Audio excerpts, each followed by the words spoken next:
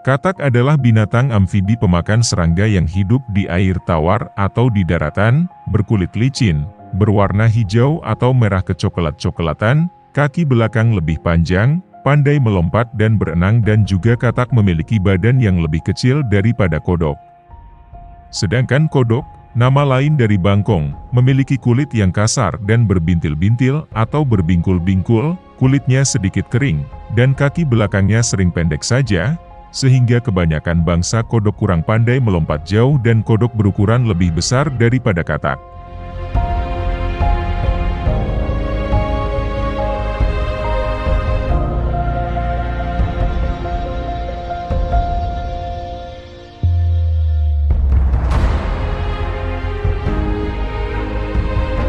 Kodok dan katak mengawali hidupnya sebagai telur yang diletakkan induknya di air, di sarang busa, atau di tempat-tempat basah lainnya.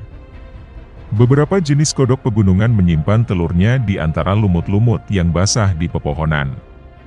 Sementara jenis kodok hutan yang lain menitipkan telurnya di punggung kodok jantan yang lembab, yang akan selalu menjaga dan membawanya hingga menetas bahkan hingga menjadi kodok kecil. Sekali bertelur katak bisa menghasilkan 5.000 sampai 20.000 telur, tergantung dari kualitas induk dan berlangsung sebanyak 3 kali dalam setahun. Telur-telur kodok dan katak menetas menjadi berudu atau kecebong yang bertubuh mirip ikan gendut, bernapas dengan insang dan selama beberapa lama hidup di air. Perlahan-lahan akan tumbuh kaki belakang, yang kemudian diikuti dengan tumbuhnya kaki depan, menghilangnya ekor dan bergantinya insang dengan paru-paru. Setelah masanya, berudu ini akan melompat ke darat sebagai kodok atau katak kecil.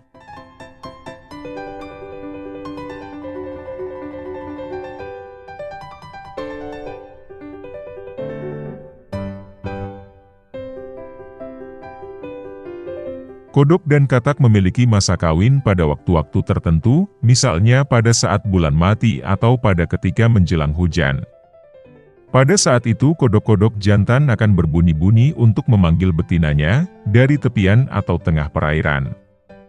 Beberapa jenisnya, seperti kodok tegalan kerap membentuk grup nyanyi, di mana beberapa hewan jantan berkumpul berdekatan dan berbunyi bersahut-sahutan. Suara keras kodok dihasilkan oleh kantung suara yang terletak di sekitar lehernya, yang akan menggembung besar manakala digunakan.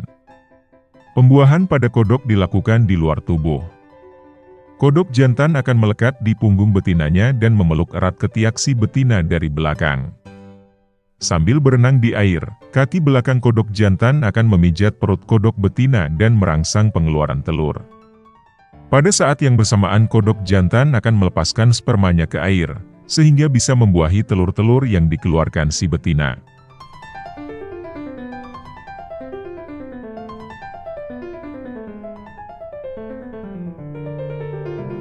Pada saat bereproduksi katak dewasa akan mencari lingkungan yang berair. Di sana mereka meletakkan telurnya untuk dibuahi secara eksternal. Telur tersebut berkembang menjadi larva dan mencari nutrisi yang dibutuhkan dari lingkungannya, kemudian berkembang menjadi dewasa dengan bentuk tubuh yang memungkinkannya hidup di darat, sebuah proses yang dikenal dengan metamorfosis. Tidak seperti telur reptil dan burung, telur katak tidak memiliki cangkang dan selaput embrio. Sebaliknya telur katak hanya dilindungi oleh kapsul mukoid yang sangat permebel sehingga telur katak harus berkembang di lingkungan yang sangat lembab atau berair.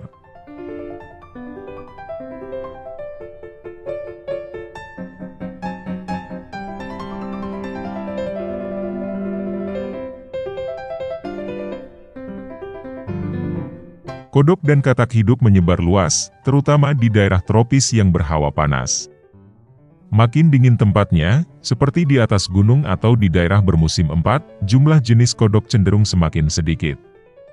Salah satunya ialah karena kodok termasuk hewan berdarah dingin, yang membutuhkan panas dari lingkungannya untuk mempertahankan hidupnya dan menjaga metabolisme tubuhnya. Hewan ini dapat ditemui mulai dari hutan rimba, padang pasir, tepi-tepi sungai dan rawa, perkebunan dan sawah, hingga ke lingkungan permukiman manusia.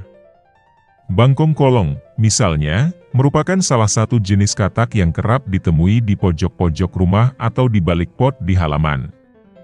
Katak pohon menghuni pohon-pohon rendah dan semak belukar, terutama di sekitar saluran air atau kolam.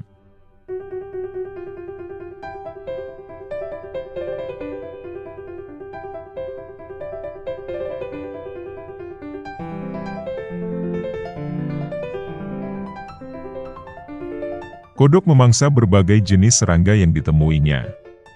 Kodok kerap ditemui berkerumun di bawah cahaya lampu jalan atau taman, menangkapi serangga-serangga yang tertarik oleh cahaya lampu tersebut. Sebaliknya, kodok juga dimangsa oleh berbagai jenis makhluk yang lain seperti ular, kadal, burung-burung, seperti bangau, elang, garangan, linsang, dan juga dikonsumsi manusia. Kodok membela diri dengan melompat jauh, mengeluarkan lendir dan racun dari kelenjar di kulitnya, dan bahkan ada yang menghasilkan semacam lendir pekat yang lengket, sehingga mulut pemangsanya akan melekat erat dan susah dibuka.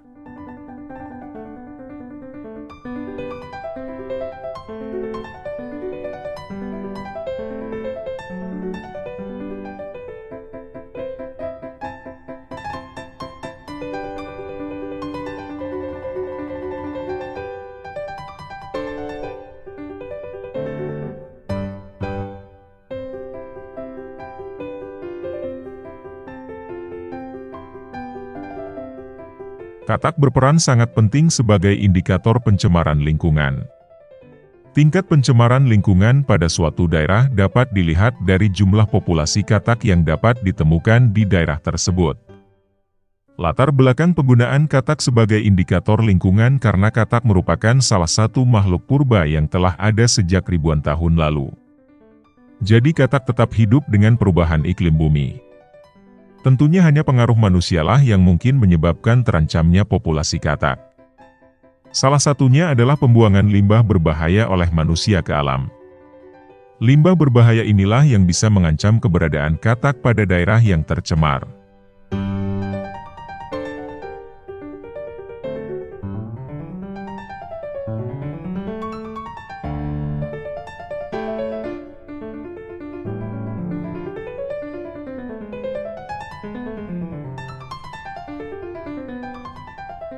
Selain itu, karena pentingnya kedudukan katak dan kodok dalam rantai makanan, maka pengurangan jumlah hewan ini akan menyebabkan terganggunya dinamika pertumbuhan predator.